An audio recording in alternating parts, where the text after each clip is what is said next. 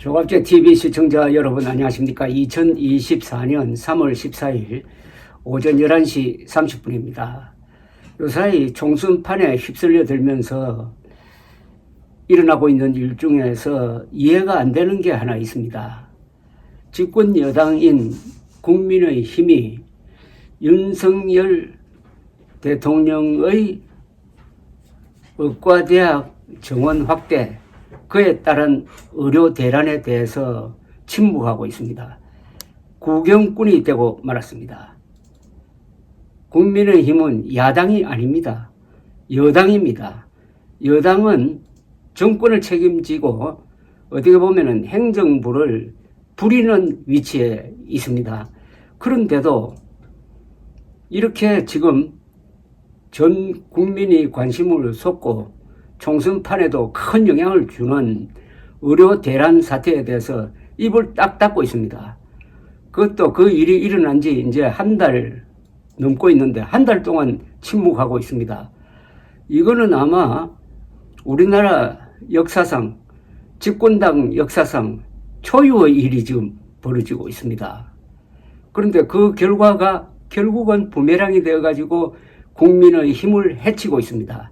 최근에 국민의힘이 선거 현장에서 고전하고 있는 것으로 나오는 가장 큰 이유는 윤석열 대통령의 밀어붙이기 정책, 그게 검사 정치로 보이고 여기에 반감을 가진 좌파는 결속하고 합리적 보수와 중도가 이탈한 것 때문이죠. 그러니까 결국은 한동훈 비상대책위원장이 지휘하는 국민의힘이 침묵하고 구경꾼 노릇함으로써 결국 이번 총선에 그 대가를 치르게 될지 모르는 상황까지 왔습니다. 사람이 재주를 부리면 이렇게 됩니다. 나름대로 머리를 쓰겠죠. 거기에 우리가 끼어들면은 표를 잃는다. 구경만 하자. 근데 그 구경만 한 결과가 국민의 힘을 지금 찌르고 있습니다. 첫째, 2,000명 정원이라는 이 과격한 제안이 나올 때 국민의힘은 같이 협의를 했느냐는 겁니다. 당정협의라는 게 있지 않습니까? 당연히 정부가 국민의힘 지도부에 이 사안을 보고를 하고 내일 이렇게 발표하겠다라고 양해를 받든지 합의 과정이 있어야 됩니다. 그게 없었다면은 한동훈 비상대책위원장은 윤석열 대통령에게 항의를 했어야 됩니다. 어떻게 여당을 이렇게 무시합니까? 더구나 총선 앞두고 이게 선거에 영향을 미칠 것은 뻔한데 당정 협의가 없었다면은 한동훈 위원장이 책임을 져야 합니다. 위원장 노릇 못한 거죠. 자, 두 번째, 지금 의사들과 대통령이 완전히 강대강 대치를 하는데 그 밑에 있는 보건복지부 공무원들은 대통령이 방침을 정해놓으니까 거기서 어떤 타협책을 도모할 형편이 못 됩니다. 오히려 대통령이 한마디 하면은 거기에 살을 붙여가지고 더 강경하게 의사들을 밀어붙이고 있습니다. 그 결과로서 의사들뿐만 아니라 교수, 전공의 교수들까지 지금 합세하고 의과대학생까지 더해지면은 그 가족까지 합치면 한 100만 표가 지금 흔들흔들 하는 지경에 이르렀고 이게 지금 선거판에 그대로 반영이 되고 있습니다. 이러면은 국민의힘이 나서서 협상을 하도록 중재를 해야 됩니다. 이것은 공무원에 맡겨놓으면 안 됩니다. 정치하는 사람들은 그래도 의사들도 잘 알고 환자들도 알고 공무원들도 잘 아니까 유연하지 않습니까?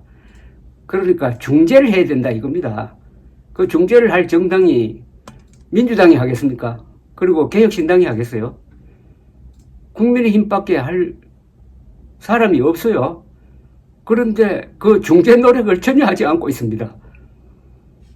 이 결과로서 지금 벌어지고 있는 상황은 어떻습니까? 윤석열 대통령의 지지율이 한때 올라간 건 사실이에요. 과감하게 한다. 의사 정원 늘려야 하지 하는 여론이 한때 70%가 됐다가 요사이는 다시 떨어지고 있습니다. 윤석열 대통령을 강공 드라이브로 몰아가는데 일정한 역할을 한 게 또 조선일보, 문화일보 같은 이른바 보수 언론입니다. 보수 언론이 잘한다고 박수치면서 일방적으로 의사들을 비판했습니다. 여기다가 지지율까지 오르니까 윤석열 대통령은 자신감이 붙은 거죠. 그 2,000명이라는 그 숫자가 얼마나 무리인지는 생각도 하지 않고 일단 언론이 지지한다 이래 된 것 아닙니까? 그래서 여기까지 오는 사이에 무슨 일이 벌어졌습니까? 아, 윤석열 대통령의 검사 정치가 재발했구나. 종북 운동권도 싫지만은 검사 정치도 싫다. 해가지고 다소 내분 상태에 빠졌던 좌파가 결속하고 있습니다. 또 조국이 등장하니까 윤석열 싫다, 검사 정치 싫다는 사람 중에서 강경파들이 조국 혁신당 쪽으로 몰렸습니다. 윤석열 검사 정치가 만들어낸 게 조국 신당 지금 돌풍이라고 볼 수가 있습니다. 그리고 합리적이고 온건한 중도 그리고 보수층이 윤석열 싫어서 국힘당 못 찍겠다. 이번에는 기권을 하든지 차라리 조국 신당 찍겠다 하는 사람도 있습니다.